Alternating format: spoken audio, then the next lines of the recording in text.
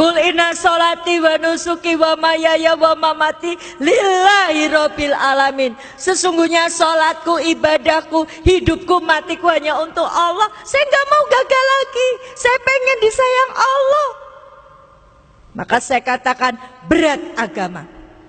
Apa kata ibu saya? Kalau kamu berat agama, kembalikan. Saya bilang insya Allah. Saya diejek sama ibu saya. Ibu saya bilang, kamu dapat duit dari mana? Ibu saya tahu keadaan saya ketika itu saya sedang bangkrut. Uang saya cuma tinggal 10.000. Ibu saya ngejek saya, kamu dapat duit dari mana? Bapak, ibu, saudara-saudaraku, ini bukan lagi antara orang tua dan anak. Tapi ini antara iman dan kafir. Saya bilang saya punya Allah yang maha kaya. Saya punya Allah yang ar-Rahman ar-Rahim. Allah tidak akan membiarkan saya. Ibu saya bilang buktikan. Insya Allah. Pantang saya mengalah di depan orang kafir. Walaupun itu ibu saya. Pantang saya menangis di depan orang kafir. Walaupun itu ibu saya. Pantang saya mengemis belas kasihan kepada orang kafir walaupun itu ibu saya. Maka saya heran kalau ada orang Islam membela orang kafir. Saya heran sekali.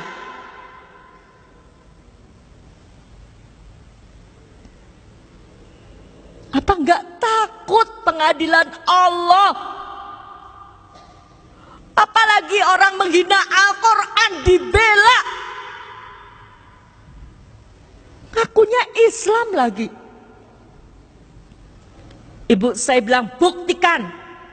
Dalam waktu 7 hari kamu bisa mengembalikan. Saya bilang insya Allah. Ya, ibu saya pergi. Pulang. Ibu bapak yang insya Allah dirahmati Allah. Lihat Quran surat Toha ayat 132. Dan perintahkanlah kepada keluargamu mendirikan sholat. Dan bersabarlah kamu mengerjakannya.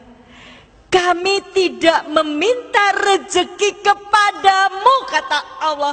Kami yang memberi rezeki kepadamu. Saya sudah mempraktekkan ibu bapak ketika dalam keadaan yang sempit seperti itu. Surhat dong Allah. Hati-hati ya ibu curhat. Jangan asal curhat di depan TV. Curhat dong, Ma. Suami saya sudah sebulan tidak menafkahi saya. Orang dari Sabang sampai Merauke tahu suami ibu itu tidak menafkahi. Membuka aib di depan umum. Lihat, TV milik mereka.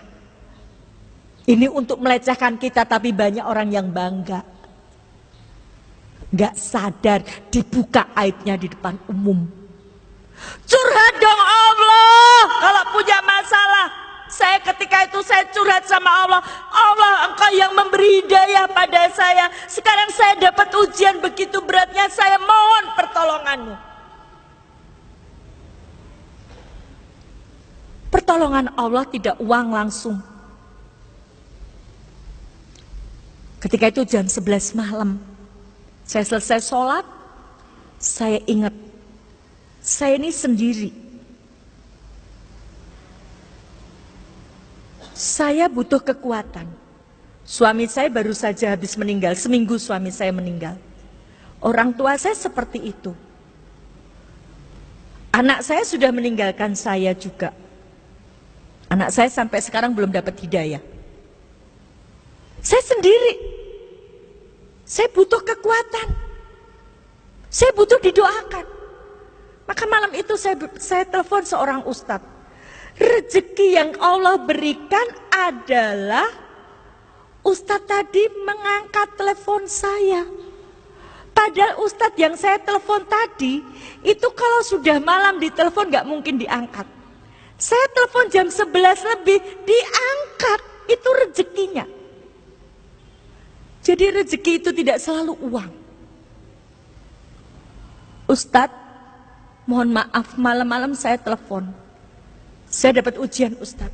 Apa Bu Dewi ujiannya? Seperti ini Ustadz. Saya mohon didoakan agar iman saya tidak goyah Ustadz. 2003 umur saya baru 4 tahun. Ustadz bilang istiqomah ya Bu Dewi. Jangan tinggalkan Islam. Insya Allah Ustadz. Saya sudah tidak bisa berpikir, ibu saya cuma ngasih waktu seminggu.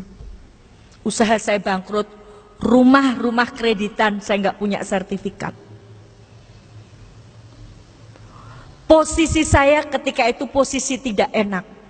Di Kristen saya dikucilkan. Di Islam saya belum dipercaya. Bahkan yang sangat menyakitkan ketika itu, saya mencoba mencari pinjaman ke koperasi tempat saya bekerja. Teman saya yang Islam bilang begini, salah sendiri ngapain masuk Islam sekarang dapat kesulitan kan? Itu tantangan saya dari orang Islam sendiri. Sudah baik-baik di Kristen, kenapa masuk Islam? Itu susah sendiri kan? Stres nggak ibu? Nggak. Kenapa nggak stres? Inilah indahnya Islam. Orang Islam itu nggak akan stres kalau dia dekat sama Allah. Allahu Somad. Quran surat Al-Ikhlas ayat 2. Allah adalah Tuhan tempat bergantung segala sesuatu. Oke, ketika kita dapat masalah, ketika itu mungkin kita susah, tapi kita berpikir kita punya Allah yang maha segalanya.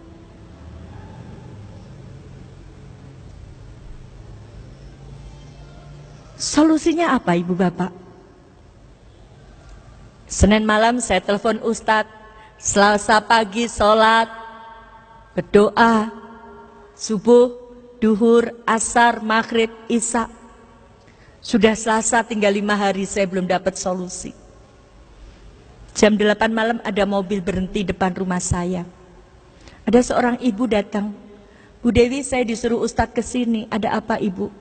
Tadi siang Ustadz pada rapat. Ustadz cerita masalahnya Bu Dewi.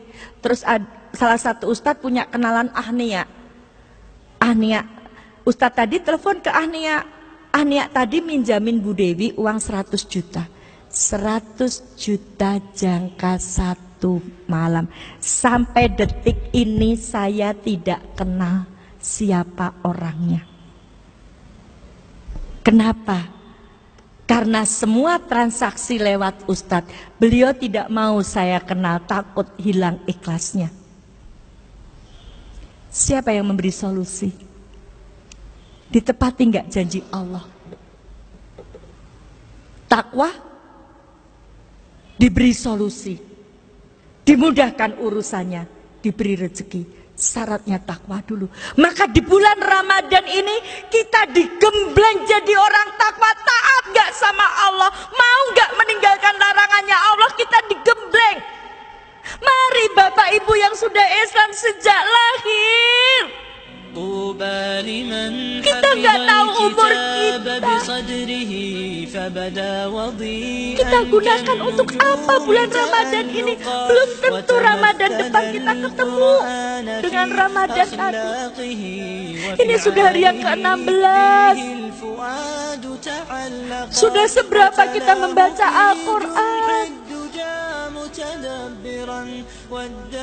Apakah kita masih dengan sengaja meninggalkan sholat-sholat kita?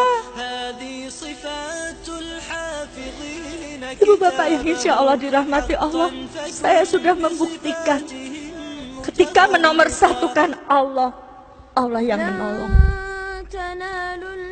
Harta saya sudah saya pertaruhkan untuk agama Islam ini. Saya lebih pilih Islam.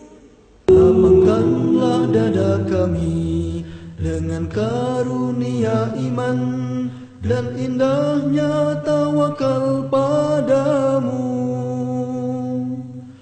Hidupkan dengan ma'rifatmu, matikan dalam syahid di jalanmu. Engkaulah pelindung dan pembela.